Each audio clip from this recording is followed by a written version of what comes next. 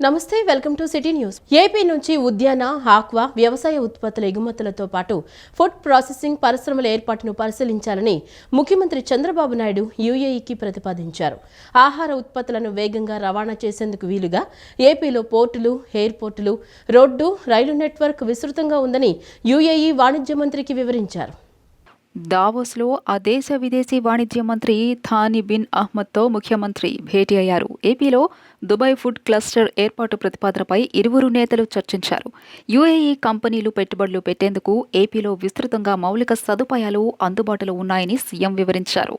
Agritech, food tech, ఆక్వాటెక్తో పాటు food పార్కుల అభివృద్ధి, ఆహార భద్రతా చర్యల గురించి ఇరువురు నేతలు చర్చించుకున్నారు. ఆహార ఉత్పత్తులను వేగంగా రవాణా చేసేందుకు వీలుగా ఏపీలో పోర్టులు, ఎయిర్పోర్టులు, రోడ్డు, రైల్ నెట్వర్క్ విస్తృతంగా ఉందని యూఏఈ వాణిజ్య మంత్రికి వివరించారు. వీటితో పాటు జాతీయ పారిశ్రామిక కారిడార్లు కూడా రాష్ట్రంతో అనుసంధానమై ఉన్నాయని తెలియజేశారు.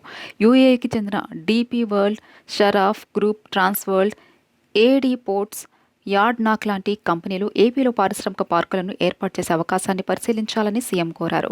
పునరుత్పాదక ఇంధన రంగంలో 160 గిగావాట్ల విద్యుత్ ఉత్పత్తి లక్ష్యంగా ఏపీ పనిచేస్తుందని యూఏఈకి చెందిన టాక్వా, మజ్దార్ లాంటి కంపెనీలతో పాటు ఏడీఐఏ, ముబాద్లా, ఏడీక్యూ లాంటి ఫండింగ్ సంస్థల ద్వారా పెట్టుబడులకు అవకాశాలు ఉన్నాయన్నారు. ఆంధ్రప్రదేశ్లోని స్పేస్ డ్రోన్ సిటీల్లోనూ యూఏఈ భాగస్వామ్యం వహించాలని ముఖ్యమంత్రి ప్రతిపాదించగా దీనిపై యూఏఈ విదేశీ వాణిజ్య మంత్రి సానుకూలంగా స్పందించారు.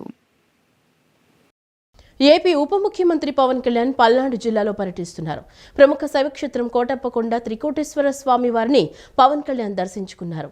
స్వామివారి దర్శనం అనంతరం నూతనంగా నిర్మించిన కొత్తపాలెం కోటప్పకొండ రోడ్డును ఉప ముఖ్యమంత్రి పవన్ కళ్యాణ్ ప్రారంభించనున్నారు. ఏపీ ఉప ముఖ్యమంత్రి పవన్ కళ్యాణ్ పల్నాడు జిల్లా కోటప్పకొండలో పర్యటిస్తున్నారు. అమరావతి నుంచి ఉప ముఖ్యమంత్రి పవన్ హెలికాప్టర్ ద్వారా బయలుదేరి కోటప్పకొండ చేరుకున్నారు. కోటప్పకొండ చేరుకున్న ఆయనకు జిల్లాధికారులు, ఎమ్మెల్యేలు, ప్రజాప్రతినిధులు ఘన స్వాగతం పలికారు. అనంతరం పవన్ స్వామివారి దర్శనం కోసం కాన్వాయ్లో ఆలయానికి కోటప్పకొండకు బయలుదేరి వెళ్లారు. ఆలయం చేరుకున్న పవన్ కళ్యాణ్కు దేవస్థాన అధికారులు, అర్చకులు ఆలయ మర్యాదలతో స్వాగతం పలికి స్వామి దర్శనం కల్పించారు. పవన్ కళ్యాణ్ ప్రత్యేక పూజలు చేసిన అనంతరం ఆయనకు ఆలయ వేద పండితులు ఆశీర్వచనం చేసి తీర్థప్రసాదాలు అందజేశారు. అనంతరం నూతనంగా నిర్మించిన కొత్తపాలెం కోటప్పకొండ రోడ్డును ఉప ముఖ్యమంత్రి పవన్ కళ్యాణ్ ప్రారంభిస్తారు. పవన్ కళ్యాణ్ చూసేందుకు కూటమి శ్రేణులతో భక్తులు, ప్రజలు ఉత్సాహాన్ని చూపించారు.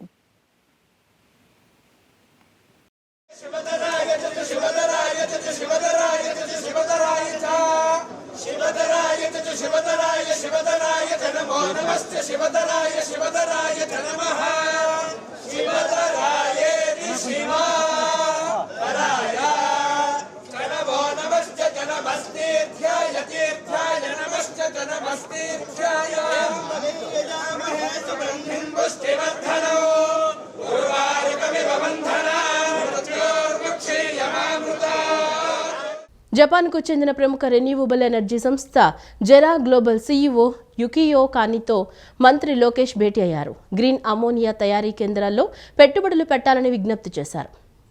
జపాన్కు చెందిన ప్రముఖ రెన్యూవబుల్ ఎనర్జీ సంస్థ జెరా గ్లోబల్ సీఈఓ అండ్ చైర్ యుకియో కానితో రాష్ట్ర విద్యా, ఐటీ శాఖల మంత్రి నారా లోకేష్ దావోస్లో భేటీ అయ్యారు. జపాన్, ఇతర ఆసియా మార్కెట్లకు లో కార్బన్ అమ్మోనియాను సరఫరా చేయడానికి ఆంధ్రప్రదేశ్లోని మూలపేట, కృష్ణపట్నం, కాకినాడ పోర్టుల ఇన్ఫ్రాస్ట్రక్చర్ ఉపయోగించుకొని సమీపంలోని గ్రీన్ అమ్మోనియా ఉత్పత్తి కేంద్రాల్లో పెట్టుబడులు పెట్టండి. పారిశ్రామిక వినియోగదారులకు దృఢమైన క్లీన్ ఎనర్జీ సరఫరా చేయడానికి రాయలసీమలో సౌర, పవన, హైబ్రిడ్ ప్రాజెక్టులను అభివృద్ధి చేయండి. విశాఖపట్నం, కాకినాడ, కృష్ణపట్నం వంటి ఓడరేవుల నేతృత్వంలోని పారిశ్రామిక నోడ్లు పునరుత్పాదక ఇంధన వనరులు, ఎల్ఎన్జీలో కార్బన్ అమ్మోనియా మౌలిక సదుపాయాలు తయారీని సహస్థాపనకు అనుమతిస్తాయి. ఇక్కడ జెరా యాంకర్ పరిశ్రమల కోసం ఇంటిగ్రేటెడ్ క్లీన్ ఎనర్జీ ప్లాట్ఫామ్లను రూపొందించండి. గ్రిడ్ విశ్వసనీయతను కొనసాగిస్తూనే ఆంధ్రప్రదేశ్లో ఉద్గారాలను తగ్గించడంలో సహాయపడటానికి కాలక్రమేణా అమ్మోనియా కో ఫైరింగ్ను పరిరక్షించడానికి థర్మల్ ప్లాంట్లలో పైలట్ ప్రాజెక్టులను అంచనా వేయడం, రూపొందించడంలో ఏపీ జెన్కో, ఎన్టీపీసీ వంటి సంస్థలతో భాగస్వామ్యం వహించాలని మంత్రి లోకేష్ విజ్ఞప్తి చేశారు. యుకియో కాని మాట్లాడుతూ జపాన్ భవిష్యత్తు క్లీన్ ఇంధన దిగుమతులకు మద్దతు ఇవ్వడానికి భారతదేశంలో green hydrogen, green ammonia value చైన్లను అభివృద్ధి చేస్తున్నట్లు చెప్పారు. రెన్యూ ఎనర్జీ గ్లోబల్తో భాగస్వామ్యం ద్వారా యుటిలిటీ స్కేల్ పునరుత్పాదక శక్తి తయారీలో భాగస్వామ్యం వహిస్తున్నట్లు చెప్పారు. పునరుత్పాదక శక్తితో పాటు ఎల్ఎన్జీ ఆధారిత విద్యుత్ పరివర్తన, గ్రిడ్ బ్యాలెన్సింగ్ పరిష్కారాలపై దృష్టి సారిస్తున్నట్లు తెలిపారు. ఆంధ్రప్రదేశ్ ప్రభుత్వ ప్రతిపాదనలను పరిశీలిస్తామని ఇకుయోకాని పేర్కొన్నారు. రక్షణ వ్యవస్థలో కీలక పాత్ర పోషిస్తున్న ప్రతి పోలీస్ కుటుంబానికి తమ ప్రభుత్వం ఎప్పుడూ అండగా ఉంటుందని హోంమంత్రి వంగలపూడి అనిత తెలిపారు. కానిస్టేబుల్ జయశాంతి కుటుంబ సభ్యులను కలవటం సంతోషంగా ఉందన్నారు. విజయవాడ నగరంలోని హోంమంత్రి క్యాంపు కార్యాలయంలో హోంమంత్రి అనితను కాకినాడ కానిస్టేబుల్ జయశాంతి కలిశారు. జయశాంతికి 2 రోజుల క్రితం ఫోన్ చేసి హోంమంత్రి అనిత అభినందించారు. హోంమంత్రిని కలవాలని కానిస్టేబుల్ జయశాంతి కోరగా ఈ రోజు విజయవాడలో హోంమంత్రి అనితను కానిస్టేబుల్ జయశాంతి కుటుంబ సమేతంగా కలిశారు. ఈ సందర్భంగా హోంమంత్రి అనిత కానిస్టేబుల్ జయశాంతిని ప్రత్యేకంగా అభినందించారు. కానిస్టేబుల్ జయశాంతి కుటుంబ సభ్యులతో కలిసి టిఫిన్ చేసిన హోంమంత్రి అనిత కానిస్టేబుల్ కుటుంబం యొక్క యోగక్షేమాలను అడిగి తెలుసుకున్నారు. జయశాంతి వారి కుటుంబ సభ్యులను కలవడం సంతోషంగా ఉందన్నారు. హోంమంత్రి మాట్లాడుతూ రక్షణ వ్యవస్థలో కీలక పాత్ర పోషిస్తున్న ప్రతి పోలీస్ కుటుంబానికి మా ప్రభుత్వం ఎప్పుడూ అండగా ఉంటుందని హోంమంత్రి వంగలపూడి అనిత హామీ ఇచ్చారు. కానిస్టేబుల్ జయశాంతి కుటుంబ సభ్యులను కలవడం సంతోషంగా ఉందన్నారు. రాష్ట్ర అభివృద్ధి సంక్షేమం కోసం అక్కడ పెద్ద ఎత్తున పారిశ్రామికవేత్తలతో ముఖ్యమంత్రి చంద్రబాబు నాయుడు సమావేశమయ్యారని దేవాదాయ శాఖ మంత్రి ఆనం రామనారాయణ రెడ్డి వెల్లడించారు. ఆంధ్రప్రదేశ్ను ఆధ్యాత్మిక రాజధానిగా అభివృద్ధి చేసే విధంగా ప్రభుత్వం కృషి చేస్తోందని మంత్రి ఆనం అన్నారు. తిరుమల శ్రీవారిని రాష్ట్ర మంత్రి ఆనం రామనారాయణ రెడ్డి ఈ రోజు ఉదయం దర్శించుకున్నారు. అనంతరం ఆలయం వెలుపల ఆయన మీడియాతో మాట్లాడుతూ సీఎం చంద్రబాబు తన విదేశీ పర్యటనను ముగించుకుని శుక్రవారం రాష్ట్రానికి రానున్నారని తెలియజేశారు. రాష్ట్ర అభివృద్ధి సంక్షేమం కోసం అక్కడ పెద్ద ఎత్తున పారిశ్రామికవేత్తలతో ముఖ్యమంత్రి సమావేశమయ్యారని ఆనం వెల్లడించారు. రాష్ట్రంలో అన్ని ఆలయాలు శోభయమానంగా ఉన్నాయన్న ఆయన వైకుంఠ ఏకాదశి పర్వదినాన్ని వైభవంగా నిర్వహించామన్నారు. హిందూ ధర్మ ఆచారాలకు అనుగుణంగా సంక్రాంతిని విజయవంతంగా జరుపుకున్నామని మంత్రి చెప్పుకొచ్చారు. దేశంలో ఉన్నటువంటి అనేక మంది తెలుగు వాళ్ళకి ఆంధ్రప్రదేశ్ రాష్ట్రం ఒక ఆధ్యాత్మిక రాష్ట్రంగా అభివృద్ధి చెందాలన్న లక్ష్యంతో చంద్రబాబు నాయుడు గారు కానీ రాష్ట్ర ప్రభుత్వం కానీ నిరంతరం కృషి చేస్తుంది.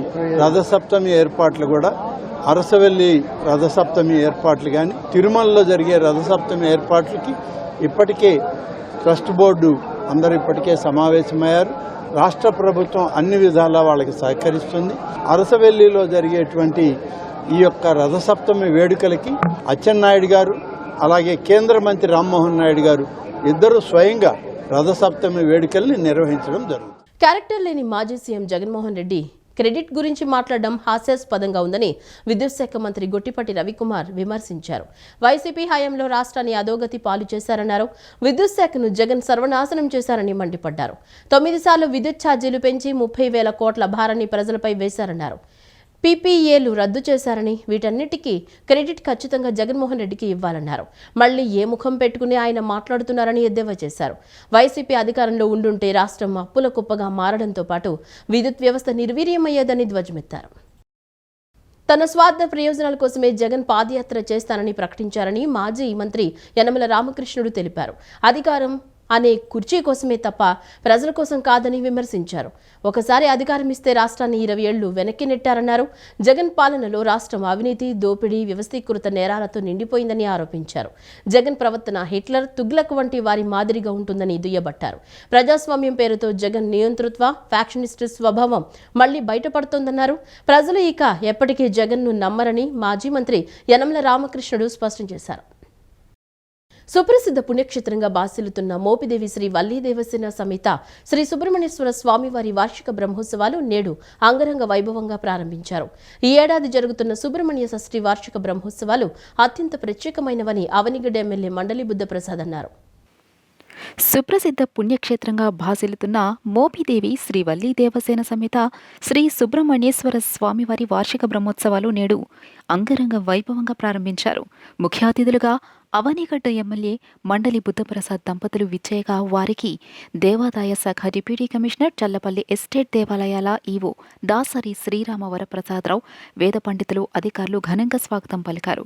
ముందుగా ఎమ్మెల్యే బుద్ధప్రసాద్, విజయలక్ష్మి దంపతులు, నియోజకవర్గ యువ నాయకులు మండలి వెంకట్రాం, సాయి సుప్రియ దంపతులు స్వామివారిని దర్శించుకుని ప్రత్యేక పూజలు జరిపించుకున్నారు. స్వామివారి వార్షిక బ్రహ్మోత్సవాలను ప్రారంభించి సుబ్రహ్మణ్యేశ్వర స్వామిని పెండ్లి కుమారునిగా అలంకరించి కల్పించేందుకు స్వామివారికి పట్టు వస్త్రాలు సమర్పించి ప్రత్యేక పూజలు జరిపించుకున్నారు. బ్రహ్మశ్రీ కొమ్మూరి ఫణికుమార శర్మ బ్రహ్మత్వం, బ్రహ్మశ్రీ బుద్ధు పవన్ కుమార్ శర్మ ప్రధాన అర్చకత్వంలో ఆలయ వైదిక సిబ్బంది స్వామివారిని పెండ్లి కుమారునిగా అలంకరించారు. ఈ సందర్భంగా సుప్రసిద్ధ సినీ గాయని రమ్య బెహ్రా మోపిదేవి దేవస్థానంలో ప్రతిరోజు పవళింపు సేవలో వినిపించేందుకు ఆలపించిన స్కంద జోలాలి సుబ్రహ్మణ్య జోలాలి భక్తిపాటను సుబ్రహ్మణ్యేశ్వర స్వామివారికి ఎమ్మెల్యే బుద్ధప్రసాద్ చేతుల మీదుగా సమర్పించారు. ఇదే పాటను ముందుగా దేవస్థానంలో స్వామి సన్నిధిలో కూర్చుని గాయని రమ్య బెహ్రా మృదు మధురంగా ఆలపించి అతిథుల ప్రశంసలు, సత్కారం, భక్తుల కరతాళధ్వనులు అందుకున్నారు. ఈ ఏడాది జరుగుతున్న సుబ్రహ్మణ్య షష్ఠి వార్షిక బ్రహ్మోత్సవాలు అత్యంత ప్రత్యేకమైనవని ఎమ్మెల్యే మండలి బుద్ధప్రసాద్ అన్నారు.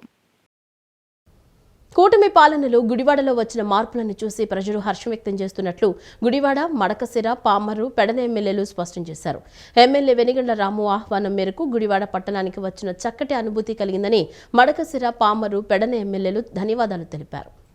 కృష్ణా జిల్లా గుడివాడ ఎమ్మెల్యే వెనిగండ్ల రాము ఆహ్వానం మేరకు మడకశిర, పామర్రు, పెడన ఎమ్మెల్యేలు ఎంఎస్ రాజు, వర్లకుమార్ రాజా, కాగిత కృష్ణప్రసాద్ గుడివాడ పట్టణం పర్యటించారు. ఐ లవ్ గుడివాడ వద్ద సహచర ఎమ్మెల్యేలతో కలిసి గుడివాడ ఎమ్మెల్యే వెనిగండ్ల రాము సెల్ఫీ దిగారు. ఎమ్మెల్యే రాముతో కలిసి ఎమ్మెల్యేలు ద్విచక్ర వాహనంపై పట్టణంలో పర్యటించారు. అనంతరం మాట్లాడుతూ కూటమి పాలనలో గుడివాడలో వచ్చిన మార్పులను చూసి ప్రజలు హర్షం వ్యక్తం చేస్తున్నారని ఎమ్మెల్యేలు తెలియజేశారు. I love Gudivada selfie point వద్ద గుడివాడ ఎమ్మెల్యే రాముతో ఫోటోలు దిగేందుకు 3 ఎమ్మెల్యేలతో పాటు మడకశిర టీడీపీ నాయకులు ఉత్సాహాన్ని చూపించారు. ఎమ్మెల్యే వెనిగండ్ల రాము ఆహ్వానం మేరకు గుడివాడ పట్టణానికి వచ్చిన చక్కటి అనుభూతి కలిగిందని మడకశిర, పామర్రు, పెడన ఎమ్మెల్యేలు ధన్యవాదాలు తెలియజేశారు. ఈ వార్తలు ఇంతటితో సమాప్తం.